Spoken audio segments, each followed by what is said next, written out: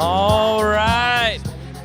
All right. Well, welcome to Cornerstone tonight. If you do not have a church home, I was here on Sunday, and it was interesting. They have a 7:45 a.m. Mass. If you're Catholic, this is the church you want to come to. They start very early around here. We're grateful that you're here. I'm going to be sharing a little bit about my family tonight. I brought some pictures. This is my wife, Amy. We met on a blind date at Liberty University. The night I met her, I told my buddy I'm going to marry this woman, and he looked at me and said, "You can't decide that." I said, "I already did." And I'll never forget walking into the kitchen of her 6'2", full-blooded Norwegian father and said, "I'd like permission to marry your daughter," to which he responded in his thick Norwegian accent, "You betcha." I said, "But only under one condition." And I had just graduated. She had 1 year left. I said, "You allow me to pay for her senior year of college," to which he said, "You betcha." And young guys will come up to me all the time and say, "How'd you get married at 22 and 21 and pay cash for a senior year of college?" I said, "It was this thing called a job." I had a job, and they're like, "Bro, I can't afford to get married." And I always love when I hear that from young guys. I'm like, "Bro, I would believe that if you weren't holding a venti caramel macchiato in your right hand and an iPhone 7 in your left." You need to start thinking Folgers and flip phones, bro. Because you can't start marriage with a wife and unlimited data. Can I get an amen on that one right there? Well, we got married, and I'm telling you, you haven't started marriage right until you get your parents' hand-me-down mattress. So that's where it all begins. If you're starting off poor like most of us did, you get the dip already built in, you start, and you roll to the center. That's a great way to start marriage. And then we had Corinne. There's a picture of my daughter. She turns 14 this year. This is Sugar, her pet deer that a family has down the road. She loves animals. She loves the outdoors. My son, he loves deer as well. This is a picture of Carson. I'm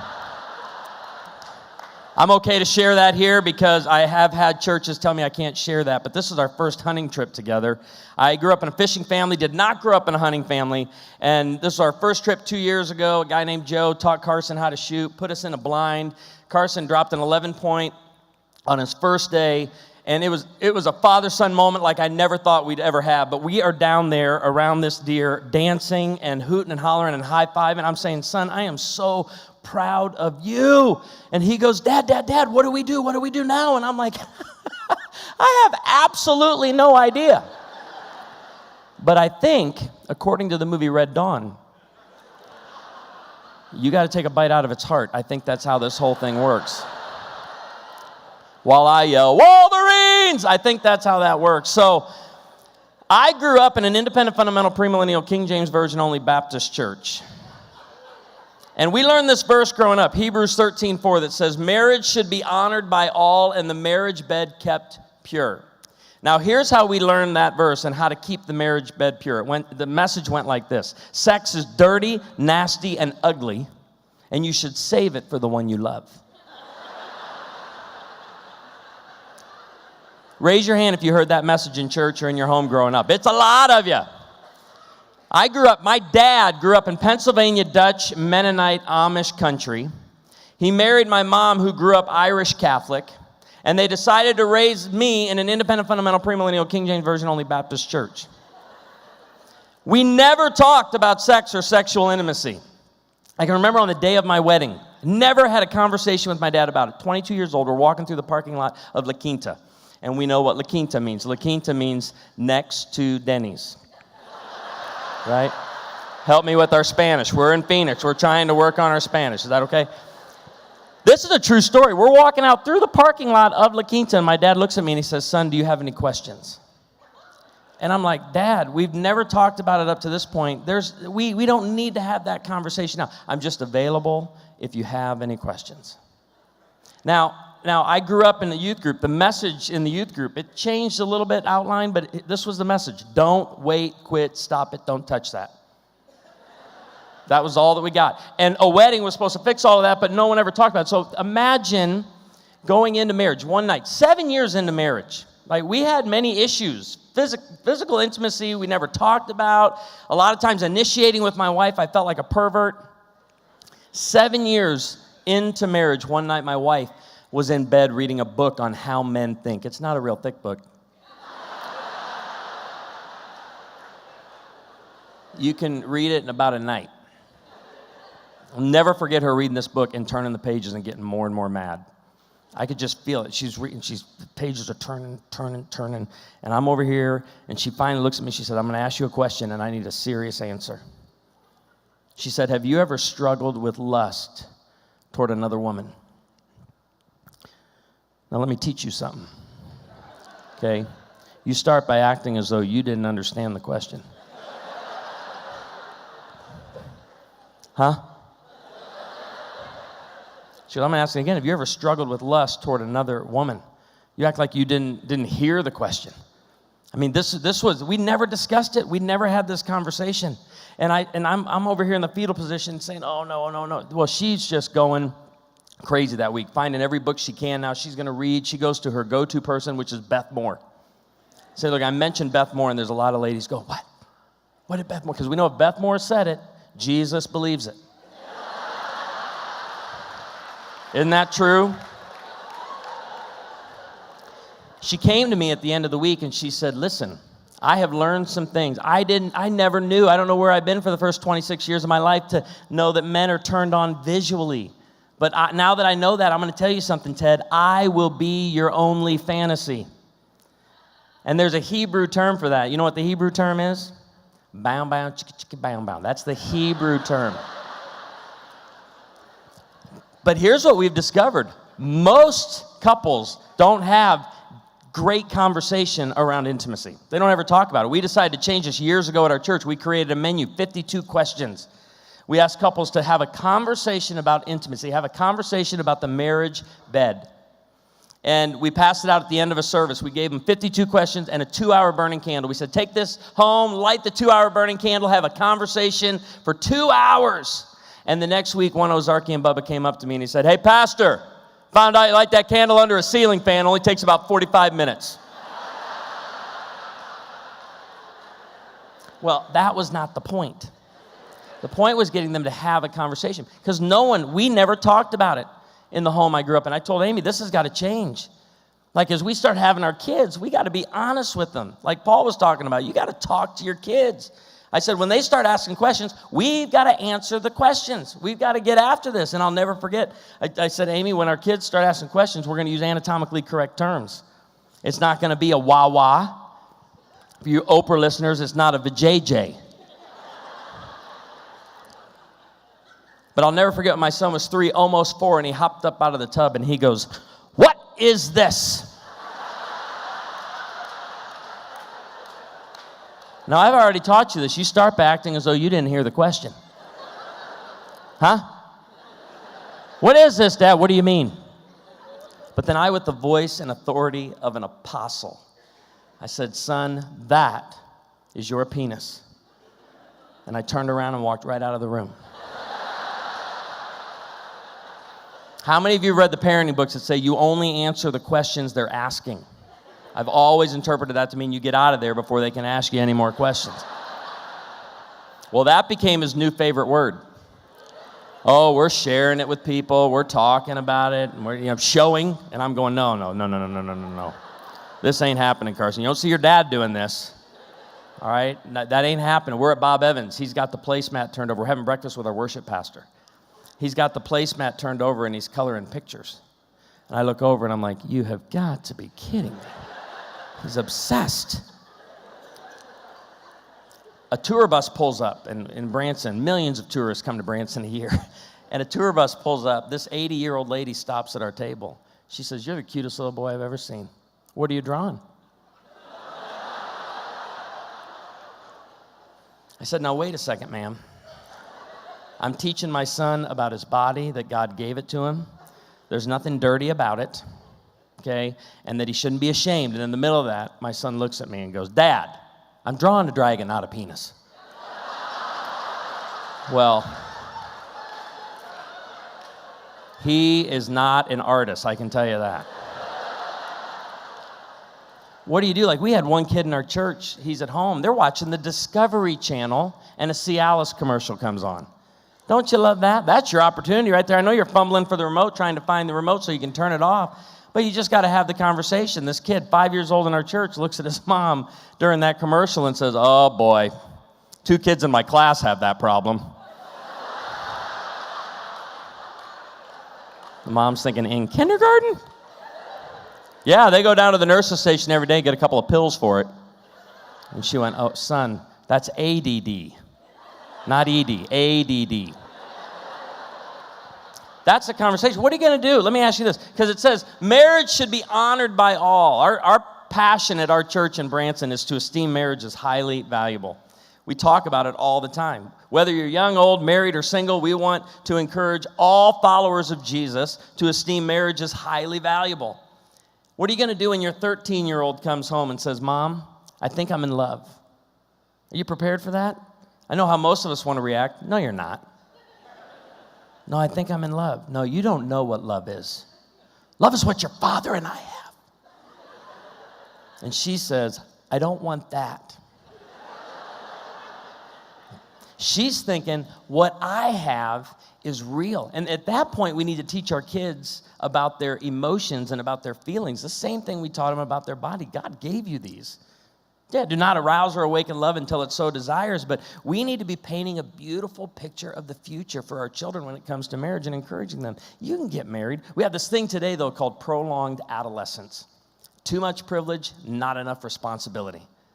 We are accelerating childhood milestones and delaying adulthood milestones, telling kids, slow down, slow down, slow down, slow down. You don't need to rush us. And what happened, marriage used to be the cornerstone. Now it's become the capstone.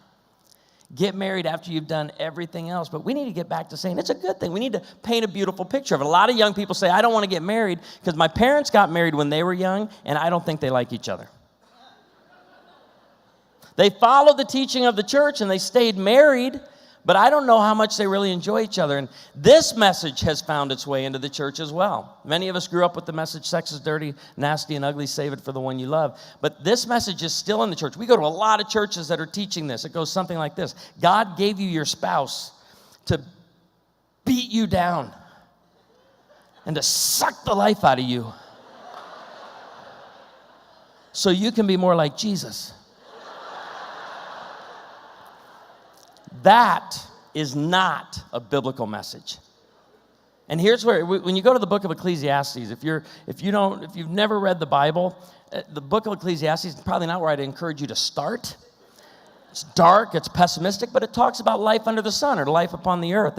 And there's 12 chapters, and here are the bookends of Ecclesiastes. Chapter 1, life is hard. Chapter 12, then you die. It will pick you up in the morning. But in the middle of life is hard and then you die. I love this text. Ecclesiastes 9, 7-9 says, go, eat your food with gladness, drink your wine with a joyful heart, for now God favors what you do. Do we have any Methodists here? I just want to see. I know some of you prefer I say sparkling cider on that part. Any Baptists? Do we have any Baptists? Any Baptists? You know the difference between a Baptist and a Methodist? Yeah. A Methodist will wave at you in the liquor store. That's the big difference between the two. Just letting you know, I wanted you to keep that. Eat your food with gladness, drink your wine with a joyful heart, for now God favors what you do. Always be clothed in white and always anoint your head with oil. It's speaking there of joy and festivity. And then in verse 9 of chapter 9, it says this, endure life with your wife all your miserable days. Man, many of you know the text. Some of you don't, because some of you were going, that's good. That's good. And I have said, that's not what it says. But that's what a lot of Christians today believe. God gave you your spouse to beat you down and suck the life out of you so you can be more like Jesus. And you know what's happened right there? What's happened there is like if every time you hear your wife speak, she sounds like Charlie Brown's mom. Womp, womp, womp, womp, womp, womp. You've probably turned your wife into the grind of life. And guys, can I just send you out of here tonight with this? God did not give you your wife to be the grind of life. He gave you your wife to go through the grind of life with. You do not need to choose between life and a wife. You can have both at the same time. You're like, I don't know. I've seen the eHarmony, Match.com, FarmersOnly.com commercials. Those people look pretty happy. They took a test. They found someone they were compatible with. Let me tell you, compatibility is not something you discover. It's not something you test for. It's not something you stumble into. It's something you create. You choose to become compatible. You may have chemistry, but you watch those commercials and you start thinking the grass is greener. Can I help you? I think this will work here as it does in the Ozarks. Where the grass is greener, there is a septic leak.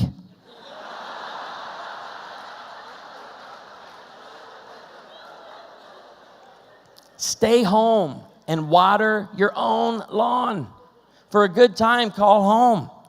Like, we're so different. We're so different. I grew up independent, fundamental, premillennial, King James Version, only Baptist. My wife grew up Assembly of God, set free in Jesus. Okay, I grew up with a guilt-prone nature. I see all signs on the road as laws to be followed. You break one, God stops loving you. She sees all signs on the road as suggestions for other people. I grew up in a home that taught savings was money you put away for a rainy day. She grew up in a home that taught savings was the difference between the actual price and the sale price.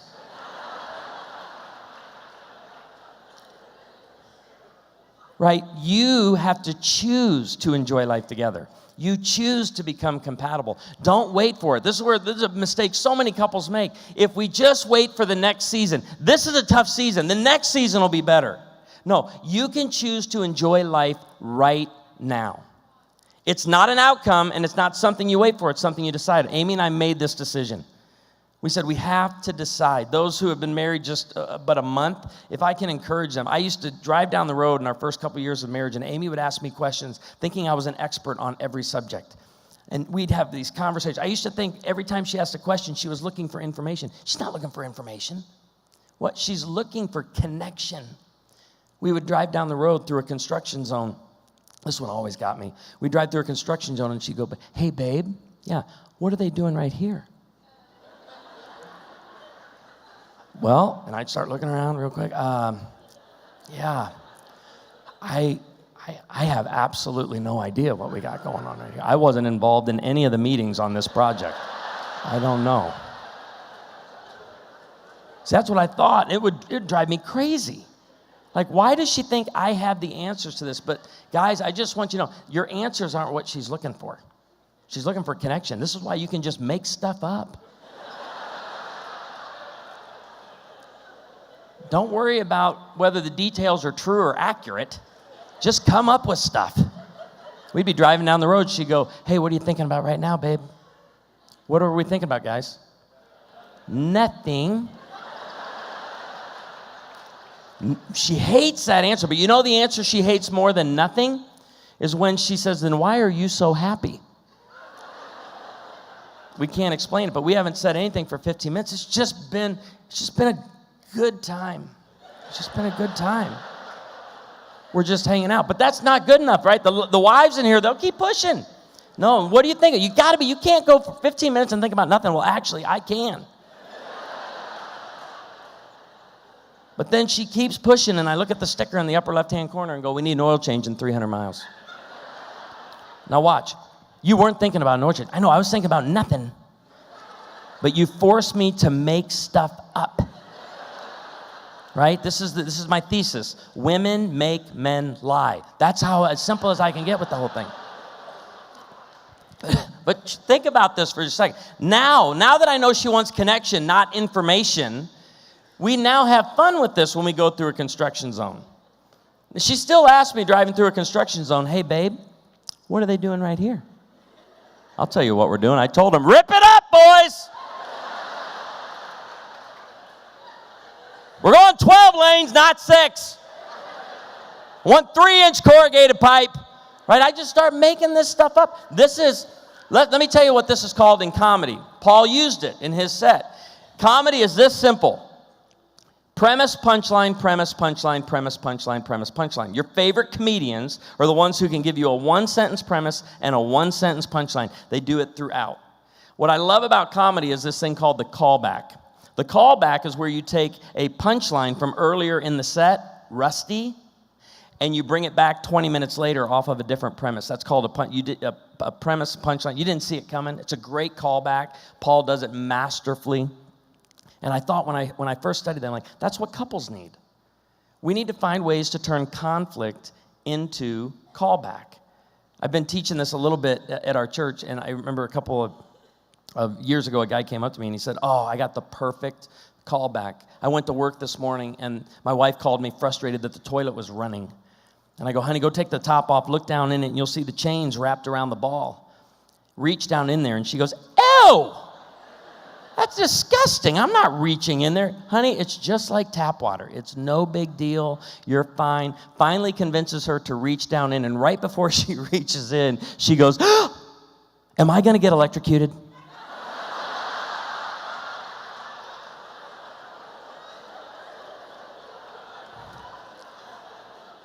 That could be the callback, but it wasn't. His response was the best callback. He said, oh, honey, whew, you got to unplug the toilet first. That is callback. Enjoy life with your wife, whom you love, all your meaningless days, for this is your lot in life, and in your toilsome labor, that means grueling labor under the sun. Life is hard, and all God's people said. It can be challenging and it can be grueling. We need to start being thankful that He gave us a spouse to go through it with. When you turn your spouse into the grind, you've turned your spouse into an opponent, and they're no longer a teammate. And I hear this from couples a lot. It saddens me. Well, he has his thing, I have my thing. What about our thing? Do you have our thing? Amy and I are trying to work on this. She's a foodie, and she loves these foodie experiences and foodie restaurants, and she took me to my first one in New York, and the waiter walks over with a plank, and it's got a mint leaf sticking out this side and a mint leaf sticking out that side. I ask, is that the salad? Is this where we're starting with the whole thing? Because I came in with an appetite. I'm ready to eat. He goes, and this is a true story. He goes, oh, no, the chef picked it fresh from New Jersey today, and he recommends that you take the mint leaf and you begin rubbing it over your lips and on your chin and under your nose and around your mouth. I look at my wife, fully into it.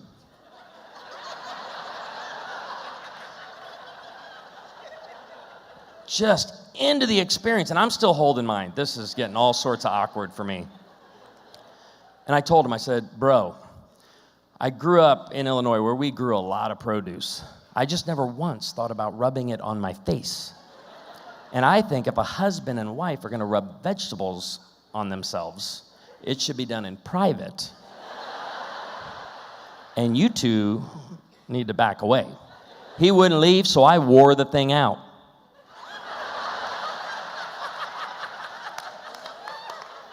Put it back on the plank. Amy the whole time is chuckling because she knows this is more my thing than his thing, but I love the fact he's trying.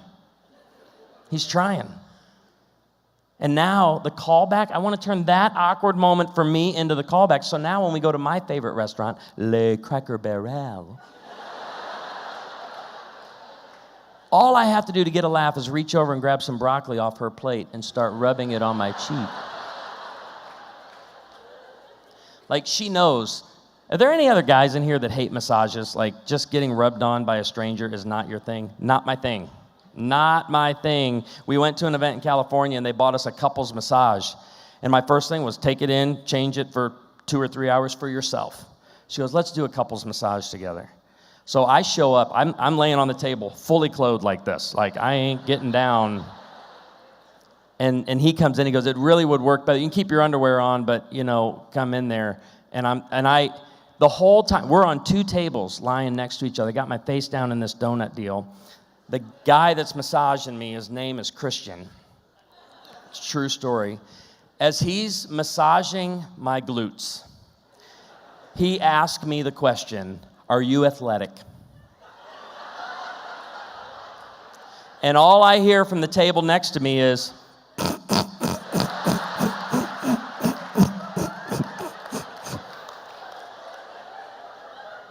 it was an hour of torture.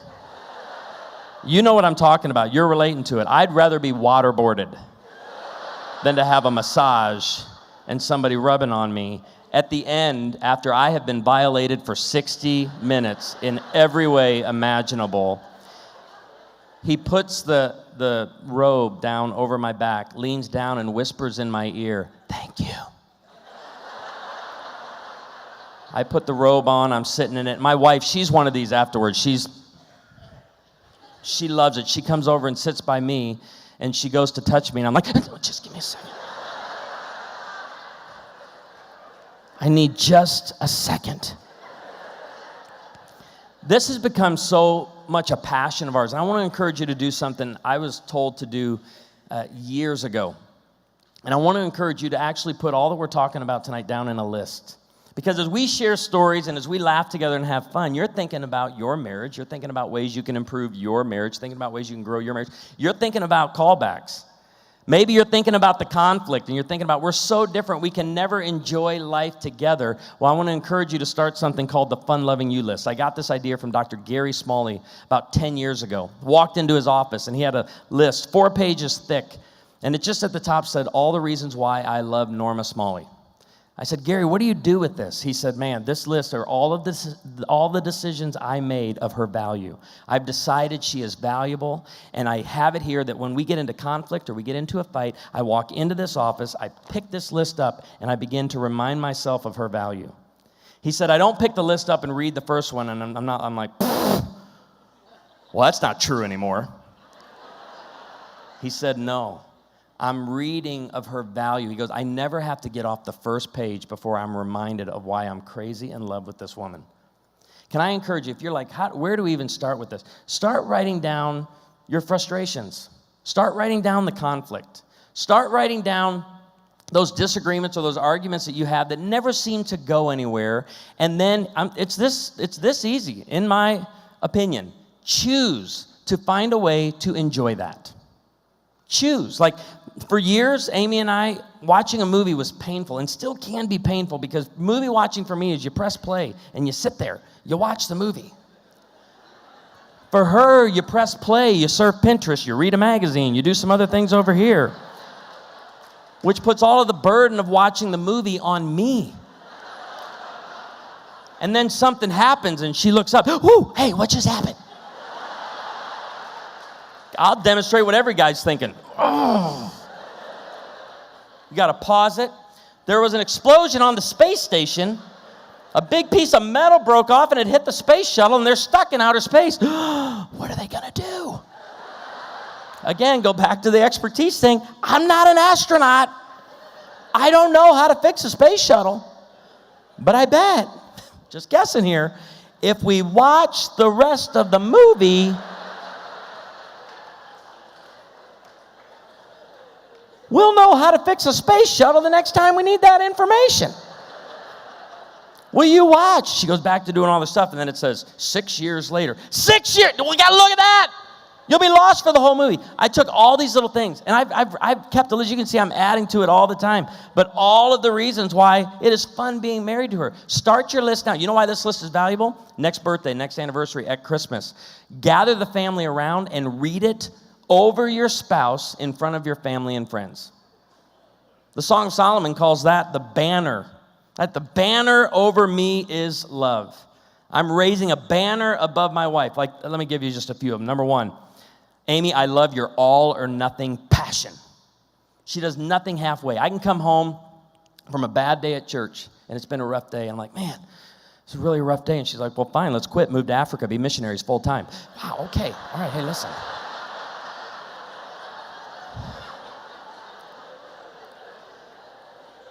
It was just one bad meeting.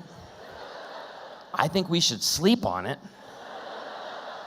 Get up tomorrow, rethink the whole quitting and doing it. But that's her. Everything's just, everything. She's got more passion in that pinky than I got in my whole body. Like, we exercise all the time, right? And everywhere we go, if we're at a mall and we have to stop and talk to people, you'll see her sometimes doing this just to keep her step count up, right? She's keeping her step count up. We'll be walking through the mall and she'll ask me, hey, you squeezing your cheeks together? Let's keep this thing going.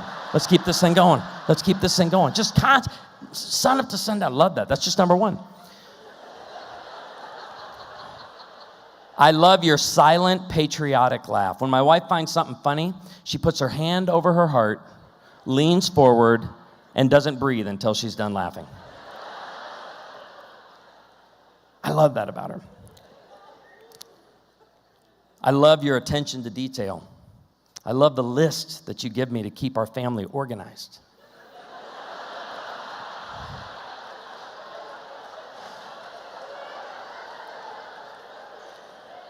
Did I have tone when I said that? I got to watch that. There should be no tone in that, right?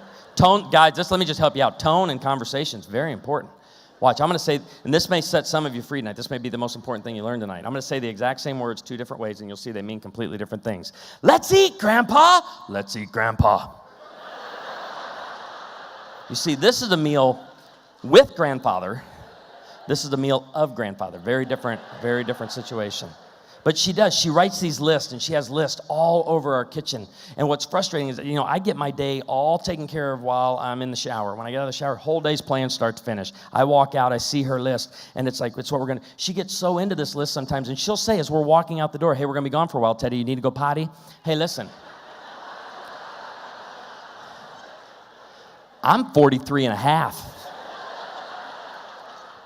When I got to go potty, I'll go all by myself.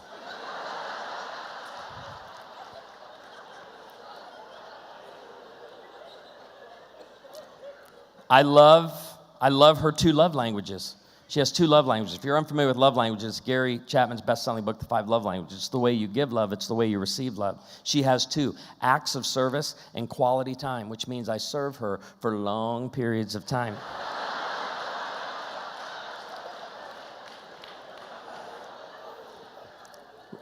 How many of you have seen the show Chip and Joanna Gaines, Fixer Upper?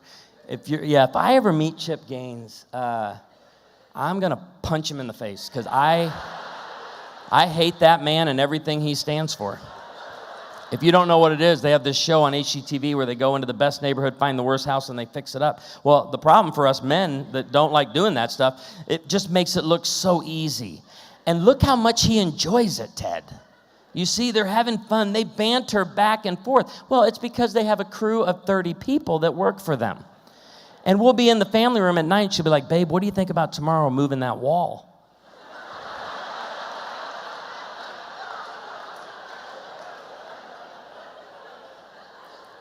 What kind of sane person just moves a wall? So I did some research. I brought a contractor out and found a term that literally saved our marriage. You know what the term is? Load bearing. Just so you know, every wall in our home is load bearing. You can't touch any of them. She thinks I can do these things. I love how you know what I'm thinking even before I do. Was there tone in that again? That was wrong. I shouldn't have done that one. We were one day getting ready in the shower, and we weren't both in the shower. I was in the bathroom. She was in the shower, but we were having a great conversation, and the conversation I thought came to just this natural end. And so I went down to the kitchen, I made a pot of coffee, I poured a pot of coffee, poured it into the cups, I bring the cups back down the hallway, and I realized there's a conversation still going on in the bathroom. And I raced back in there and I put the coffee down. Well, not only was there a conversation, here's what happened. While I was gone, she asked me a question over the shower curtain, and because I was gone, she answered the question for me. And she did not like my answer. It's not a good answer. I love how you care for me when I pass out. She's a great nurse. I have this issue, and it's a condition, honestly, human suffering and blood make me pass out, and I have no control over it. And our daughter fell down and got hurt, and as we're driving her to the emergency room to get stitches in her upper lip, and the dentist in here will tell you there's a lot of blood vessels in the upper lip, a lot of blood vessels, like it's really bad. And she was bleeding bad, and we're driving there. My wife's in the back seat holding her, and I start to pass out while driving, and I pull over, and she's got it in the front seat. And whenever we show up with our kids to the emergency room, we always get asked the question, "Who's hurt?" Because I kind of walk in with the kids. 3 stitches. That's all it is. 3 stitches. They take care of it, and I'm sitting there. I'm eating some cookies and drinking some Kool-Aid, and we're both better by the time we leave. This is a true story. We're pulling across a bridge in our town. I'm driving. I'm fine. I'm recovered. But Corinne was still numb from the work. And she looks back, and she goes, "Daddy, are my stitches gone?" And I look back, and she was about 3 at the time. She had pulled all 3. And here I go down the seat. Pull over. Amy takes care. Oh, I love it. This is all on my list. You just keep making the list. Like, one of the things I love, she wants us to die like that couple on the end of the Notebook. Who else? Raise your hand. And I've told her, babe, if that's going to happen, you're going to have to start taking some serious steps towards sabotaging your health. You got to knock off all this stuff. She goes, "No, we got to die that way. We got to start holding hands." I said, "No, I know, babe. It's just not going to happen. Like, I know you have it planned in your mind, but I love that's where you're at with this." Man, and I love it. And I love, okay, that she truly is my only fantasy. And I love listen, we have kept the marriage bed pure. And I'm encouraged tonight as I've met many friends who I've known in the Valley for quite some time, and we've talked about stories over the last couple of years, and they always come back to that menu I just shared, and they're like, remember when you passed that out, Ted? We still have great conversations, and I'd love for you to consider going home tonight and be thinking about, okay, it's date night. We just went to date night comedy. Is it time? Is tonight the night? You may be asking. And for some of you, I encourage you, go home. Throw a couple of pairs of shoes in the dryer. Lock the bedroom door.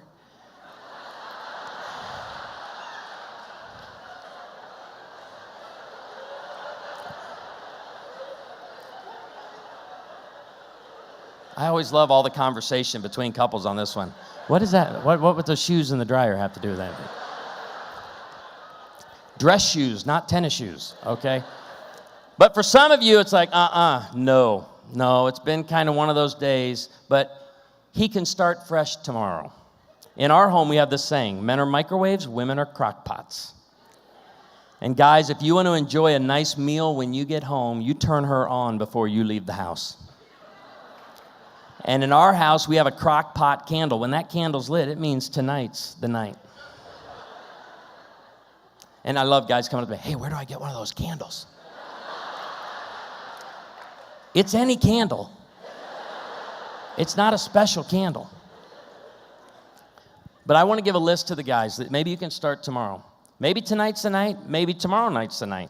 But here's how to prepare your wife for intimacy. You ready? Number one, it starts early in the morning. Okay, turn her on. Put her on low. Put her on medium. But turn her on before you leave the house. Number two, give her an NST. That's a non-sexual touch before you leave the house. Research tells us your wife needs 12 non-sexual touches a day. And it's not 1, 2, 3, 4, 5, 6, 7, 8, 9, 10, 11, 12.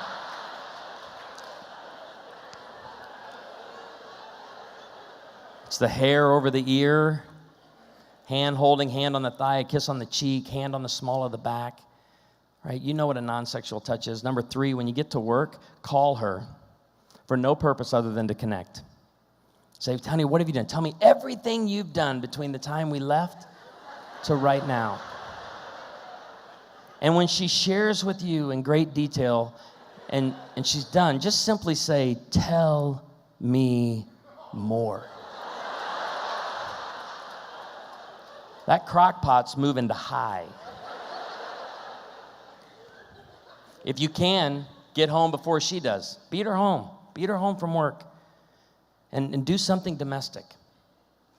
I have found the sound of the dishwasher running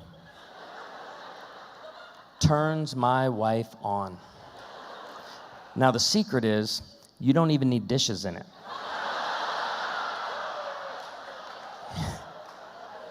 Just turn it on. Spray some 409 around the house.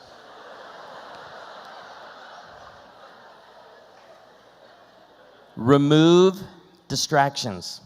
I have an 11-year-old and a 13-year-old distraction. And on the night the candle's lit, I'm running around the house going, stay away from your mother. Leave her alone. Go to your room. Dad, I didn't do anything. I don't care. Amy will come out of the bedroom. Hey, what's going on? You stay focused. I didn't run the ball down the field all day to be fumbling it on the 5-yard line. Kids, you're grounded. For how long? I don't know, like 10 to 15 minutes.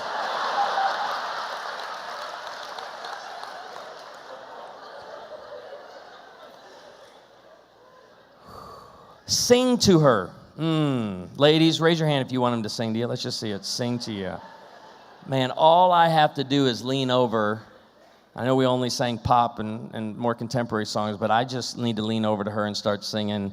And if tomorrow never comes, I turn the reverb up a little bit. Will she know how much I loved her?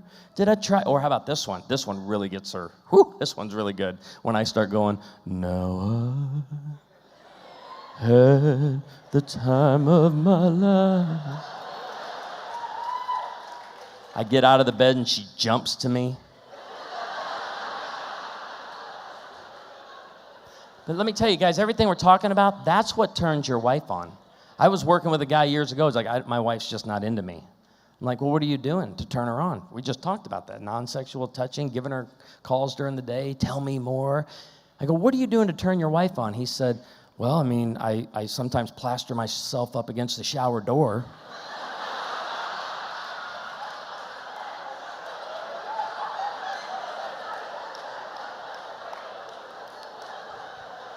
And I'm like, what part of her walking in and going, ah, would you not get?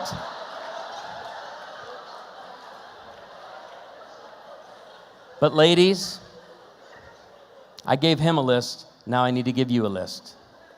How to prepare your husband for a night of intimacy.